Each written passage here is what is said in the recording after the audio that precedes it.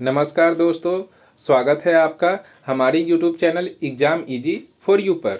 दोस्तों, आज मैं आपके लिए लेकर आया हूं पॉलिटी का एक बहुत ही इम्पॉर्टेंट क्लास, जिसमें आज हम लोग संविधान के 100 महत्वपूर्ण अनुच्छेद MCQs फॉर्मेट में क्विक रिवीजन के तौर पर देखेंगे। दोस्तों, आपको पता होगा कि ये जो है पॉलिटी से क्वेश्चन हर एक एग्जाम में 2 से 5 मार्क्स का पूछा ही जाता है। तो देर किस बात की दोस्तों, आइए शुरू करते हैं। तो आज का पहला सवाल है हमारा, अनुच्छेद 1 किससे संबंधित है? अनुच्छेद 1 में जो है भारत को राज्यों का संघ कहा गया है।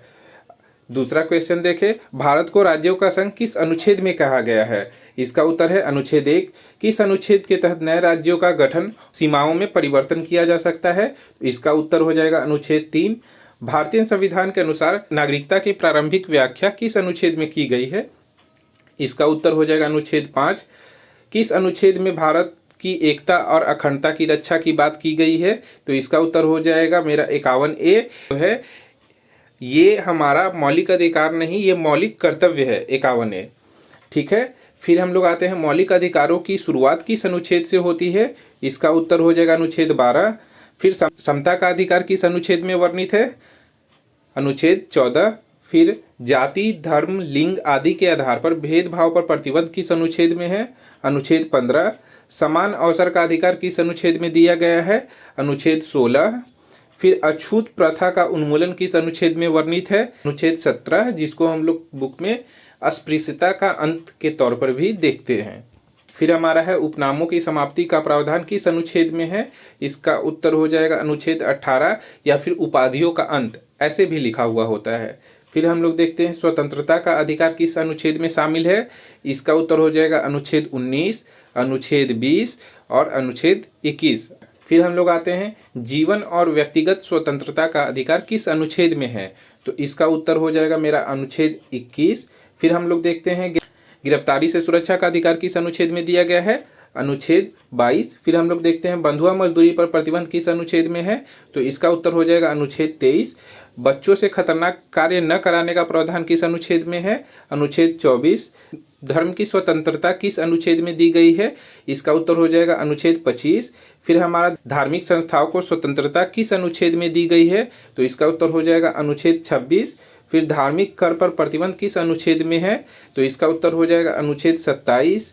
फिर हम लोग देखें शैक्षणिक संस्थानों में धार्मिक शिक्षा पर प्रतिबंध किस अनुच्छेद में है? तो इसका उत्तर हो जाएगा मेरा अनुच्छेद 28। फिर हम लोग देखें भाग 2 से अनुच्छेद 29 किस अधिकार से संबंधित है? तो इसका उत्तर हो जाएगा भाषाई और सांस्कृतिक अल्पसंख्यकों की सुरक्षा। फिर हम लोग देखें अनुच्छेद 30 में किसे विशेष अधिकार दिए गए हैं? इसका उत्तर हो जाएगा धार्मिक और भाषाई अल्पसंख्यकों को। फिर हम लोग देखें शिक्षा का अधिकार किस अनुच्छेद के अंतर्गत आता है? तो इसका उत्तर होगा मेरा अनुच्छेद 21A।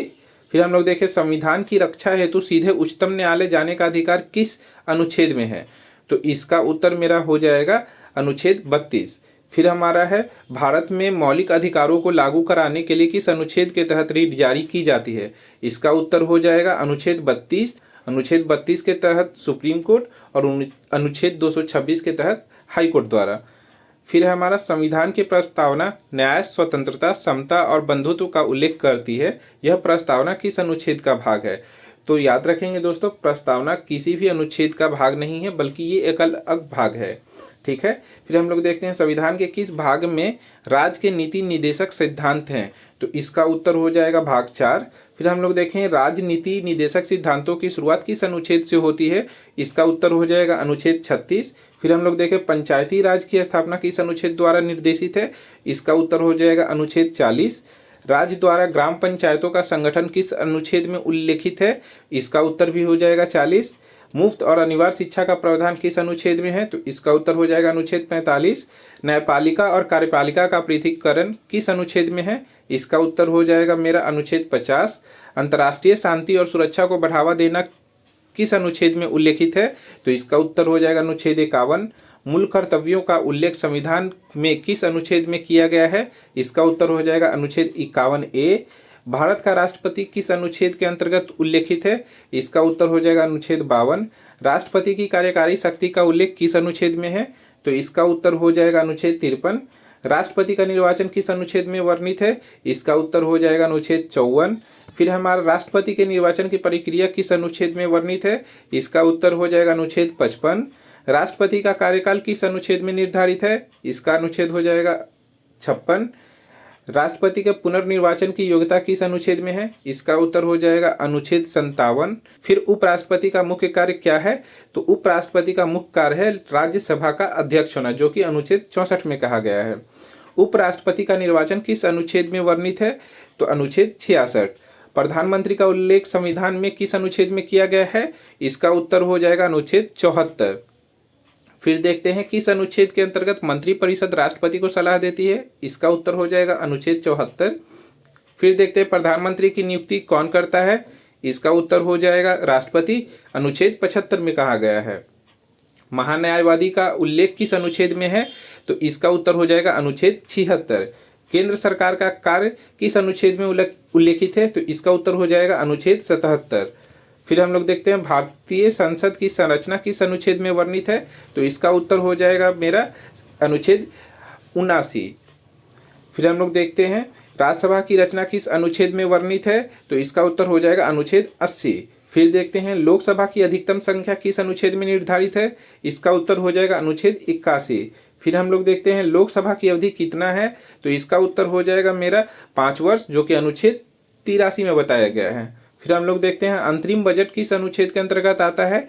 तो इसका उत्तर हो जाएगा अनुच्छेद 112। फिर हम लोग देखते हैं मनी बिल या धन विधेयक किस अनुच्छेद के अंतर्गत आता है? इसका उत्तर हो जाएगा अनुच्छेद 110। संविधान के अनुसार भारत का सर्वोच्च न्यायालय किस अनुच्छेद में है? इसका उत्तर हो जाएगा अनुच्छेद 124।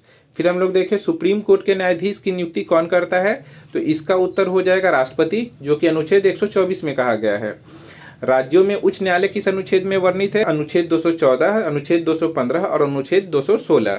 ठीक है, तो मेरा राजकीय हाईकोर्ट से संबंधित है। फिर हम लोग देखें हाईकोर्ट को रीट जारी करने की शक्ति किस अनुच्छेद में दी गई है?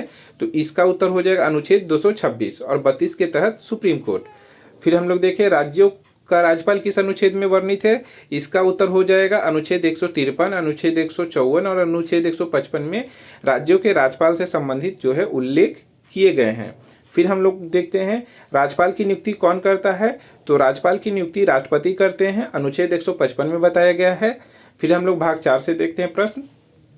राज्यपाल की कार्यकारी शक्ति किस अनुच्छेद में वर्णित है? इसका उत्तर हो जाएगा अनुच्छेद 154। फिर हम लोग देखें राज्यपाल की नियुक्ति किस अनुच्छेद में वर्णित है? इसका उत्तर हो जाएगा अनुच्छेद 155। राज्यपाल का कार्य किस अनुच्छेद में निर्धारित है? इसका उत्तर हो जाएगा अनुच्छेद 156। फिर हम लोग देखें राज्यपाल बनने की योग्यता किस अनुच्छेद में है? इसका उत्तर हो जाएगा अनुच्छेद 157। मुख्यमंत्री का उल्लेख किस अनुच्छेद में है? इसका उत्तर हो जाएगा अनुच्छेद 163। फिर है मुख्यमंत्री एवं राज्य मंत्रिपरिषद की नियुक्ति किस अनुच्छेद में है? अनुच्छेद 164। राज्य का महाधिवक्ता किस अनुच्छेद में है? इसका आंसर है अनुच्छेद 165। राज्य विधानमंडल की संरचना किस अनुच्छेद में वर्णित है? अनुच्छेद 168। राज्य विधानसभा की रचना किस अनुच्छेद में है? अनुच्छेद 170। राज्य विधान परिषद की रचना किस अनुच्छेद में है? अनुच्छेद 171। फिर देखते हैं राज्य विधानसभा का कार्यकाल कितने वर्ष का होता है? तो आपका 5 वर्ष, जो कि अनुच्छेद 172 में बताया गया है। फिर हमारा है राज्य विधानमंडल के सदस्यों की योग्यता किस अनुच्छेद में वर्णित है? इसका आंसर हो जाएगा अनुच्छेद 173। फिर हम लोग देखते हैं भारत में पंचायती राज व्यवस्था को संवैधानिक दर्जा किस संशोधन में मिला? तो इसका उत्तर हो जाएगा 73वां संशोधन में। फिर हम लोग देखते हैं अनुच्छेद 243 किस विषय से संबंधित है? तो ये आपका पंचायती राज से संबंधित है। फिर हम लोग देखते हैं नगर पालिका से संबंधित प्रावधान किस अनुच्छेद में है? तो इसका उत्तर हो जाएगा अनुच्छेद 243 पी से 243 जेड जी तक जो है मेरा नगर पालिका से संबंधित है। फिर हम लोग देखेंगे संघ सूची, राज्य सूची और समवर्ती सूची किस अनुसूची में दी गई है? तो ये 7वीं अनुसूची में दी गई है और इसका जो है अनुच्छेद 246 है।